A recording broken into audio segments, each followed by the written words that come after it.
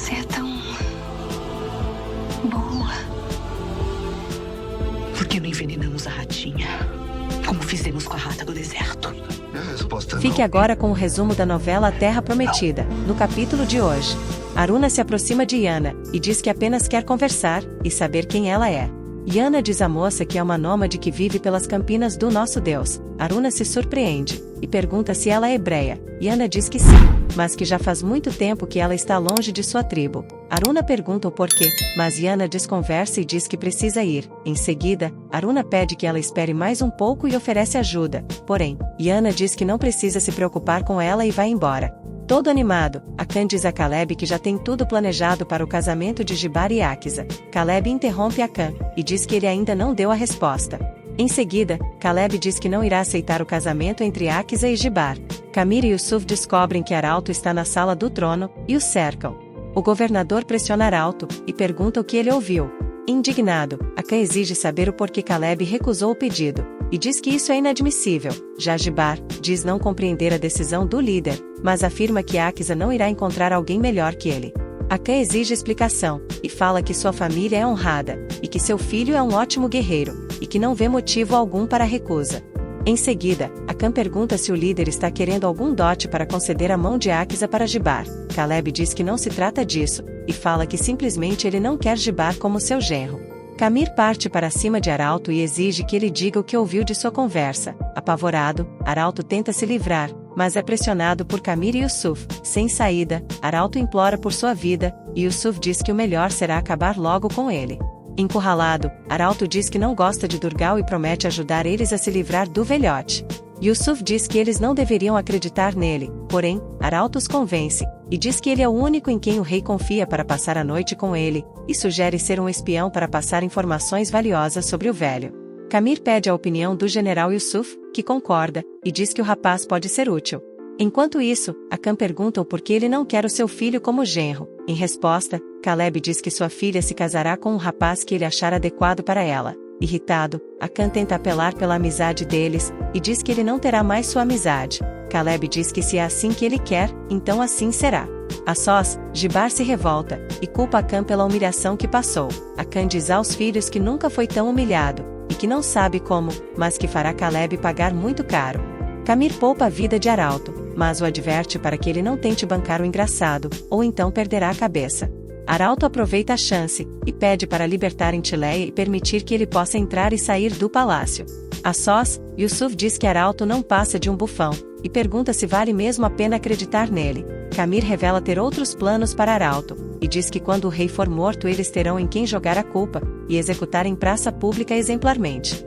No acampamento, Samara fica furiosa com a decisão do pai, e diz que ninguém irá obrigá-la a se casar com outro homem que não seja Josué. Kemuel diz que a filha está obcecada com essa ideia de se casar com Josué, e diz que ele não a quer, mas que se ele gostasse dela, faria muito gosto dessa união, porém essa não é a verdade, pois ele não a ama. Fora de si, Samara diz que ele a ama sim, só que ele ainda não sabe. Em seguida, Kemuel diz a Leia que conhece vários guerreiros que estão à altura de sua filha, e que pretende escolher um bom partido para a filha. Samara surta e diz que prefere morrer a ter que viver sem o seu Josué. A sós, Leia conversa com Samara, e diz que sempre a apoiou e sempre esteve ao seu lado, mas que as coisas mudaram, e que agora não é mais um namorico escondido, pois ele assumiu Aruna publicamente, e que se Kemuel conseguir um marido respeitado e de valor já está de bom tamanho. Samara diz que se recusa a desistir do líder, e que só ela pode ser a senhora de Israel. Leia tenta consolar a filha, e diz que também gostaria que ela fosse a senhora de Israel, mas que ele já decidiu, e pede que ela se conforme, pois ele não vai mais se casar com ela. Chorando, Samara sugere que elas se livrem de Aruna assim como se livraram de Adara, mas Leia diz que é muito arriscado, e que a culpa cairia sobre elas. Aruna conversa com Josué sobre a mulher misteriosa, e diz que teve a sensação de que ela a conhecia. Josué pergunta qual interesse ela teria para se aproximar dela. Aruna diz não saber, mas confessa que isso também a intrigou. Ela ainda fala que essa mulher não parecia estar mentindo para ela, e se anima ao pensar que ela poderia ser sua mãe. Kalu, Kira e os garotos pedem ajuda a Deus para salvar Lagartinho das garras da bruxa. Enquanto isso, a dona da hospedaria tenta fazer Lagartinho comer, e ameaça transformar ele em um bicho. Lagartinho diz que não tem medo, pois o Deus dos Hebreus é seu amigo e que ele é mais poderoso que qualquer feiticeira feiosa. A bruxa ri e diz que nenhum Deus é mais poderoso que os dela. Arauto vai até a masmorra e diz a Tileia que ela está livre. Josué pede que ela tenha mais cautela, e a lembra do estrago que a cananeia causou quando se passou por sua mãe. Aruna concorda com Josué, e diz que o melhor será esquecer esse encontro.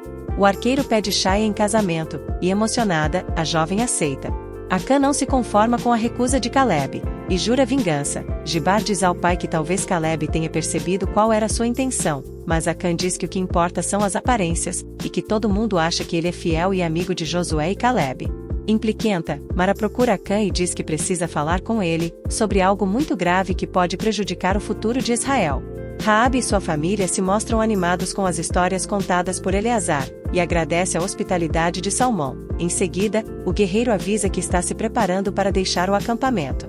Mara diz a Acã que está preocupada com os estrangeiros no acampamento. Inconformada, ela diz que chegou ao ponto deles serem recebidos na tenda de Eleazar, junto com as crianças. Falso, Acã diz que isso é imperdoável, e Mara fala que eles precisam fazer alguma coisa. Acã diz que ajudará Mara a dar um jeito de impedir a presença dos estrangeiros em Gilgal, e fala que primeiro eles precisam tirar satisfação com Eleazar.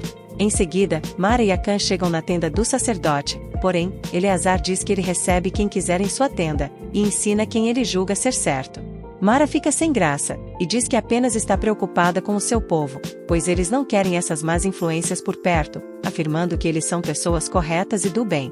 Em resposta, Eleazar diz que mais importante do que uma pessoa que ela chama de correta, é ser uma pessoa de fé, e fala que nem todas as pessoas que se dizem ser corretas temem a Deus, ou têm a verdadeira fé. Em seguida, Finéias diz que além de corretos, eles também têm que ser obedientes a Deus, e diz que não foram eles que decidiram que os estrangeiros iriam para lá, e sim Deus, e quem está contra essa decisão, não está contra Josué, e sim contra Deus. Josué conta a Aruna que um pastor de ovelhas o procurou, e disse que os animais foram devolvidos tosados e sem ferimentos. O líder fica preocupado e diz que não sabe quem ou o que fez isso. Tirda reclama do cheiro de Haniel, e derrama perfume, mas o resultado não é o esperado. Os vilões saem da tenda frustrados por não terem conseguido o apoio do sacerdote, e resolvem ir falar com os pais das crianças hebreias para que eles proíbam elas de irem para a tenda de Eleazar. Com segundas intenções, Acã elogia a beleza de Mara, e a deixa envergonhada. Otniel tenta pescar em um riacho próximo ao acampamento. Aiude estranha o comportamento de Mara, que anda suspirando pelos cantos. Salmão e Melquias se despedem de seus familiares. Acã lembra o filho de ficar de olho nas riquezas de Ai. Em seguida, eles seguem para a missão dos espias. Enquanto isso, Otniel encontra a pegada de um gigante e se apavora.